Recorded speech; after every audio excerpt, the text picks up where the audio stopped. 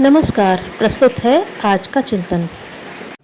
यों सारा ही समय भगवान का है और सभी दिन पवित्र हैं। शुभ कार्य करने का हर घड़ी शुभ मुहूर्त है और अशुभ कर्म करने के लिए काल, राहु, दशाभूत, योगिनी, विपरीत चंद्रमा आदि के अनेक बंधन प्रतिरोध हैं। सामान्य या विशेष उपासना करने में कभी कोई प्रतिबंध नहीं है। शुभ कर्म के लिए कभी कोई मुहूर्त देखने की आवश्यकता नहीं है। दूसरे को जीतने की अपेक्षा अपने आप को जीतो। अपने आप को जीतने का अर्थ है मन को जिधर चाहे उधर मोड़ दो। जब यह वासना की ओर झुके तो उसे संयम की ओर उठाओ। जब वह लोभ लालच की ओर तो उसे जीवन की नश्वरता दिखाओ। दूसरों पर ऐंठ और रौब करने की प्रवंचना से बचकर यदि सीधी सच्ची सरल राह चल सके तो समझ लो संसार समर के सच्चे विजेता तुम हो। उस विजय की विभूतियाँ तो अनायास ही मिलेगी।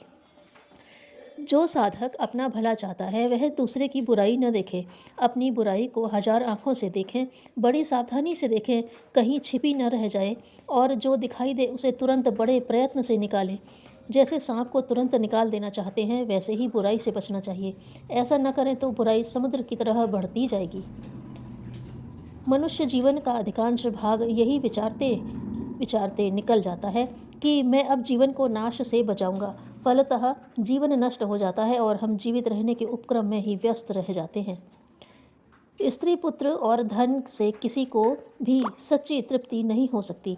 यदि हो सकी होती तो अब तक किसी न किसी को अवश्य हुई होती। सच्ची तृप्ति का विषय है केवल निजात्म तत्व की प्राप्ति। आत्म तत्व की प्राप्ति हो जाने पर वह सदा के लिए तृप्त हो जाता है। धनी किसान, पदोन्नत कृषि श्रमिक और पुरस्कृत कलाकार के आज के सौभाग्य को सराहते हुए थोड़ा पीछे मुड़कर भी देखना होगा। उन उपलब्धियों के लिए उन्हें कितने समय तक, कितने मनोयोग पूर्वक, कितनी कठोर साधना करनी पड़ी है। पल्लवित वृक्ष का इतिहास वहाँ से आरंभ होता है जहाँ एक बीज ने अपना अस्तित्व की बाजी लगाई थी। चिरंतन एकाग्र अध्यावसाय के बिना कौन विज्ञ विद्वान बन सका है। सफल लोगों से पूछा जा सकता है कि उन्होंने कितनी ठोकरें खाई और कितनी असफलताएं गले उतारी।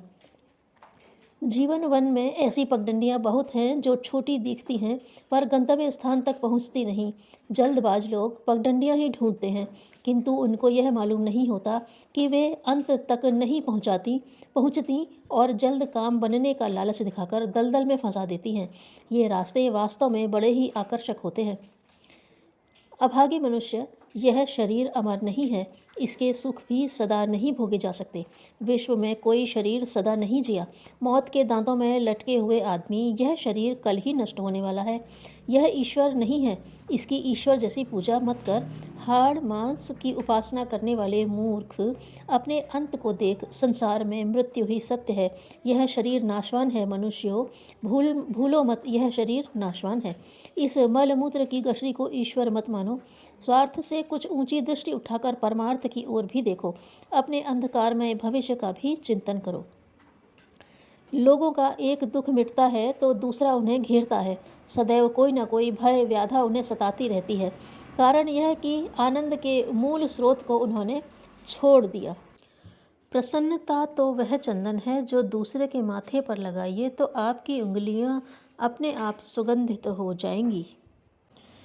कोई इतना धनी नहीं जिसे मुस्कान पाने की आवश्यकता न हो। धन्यवाद।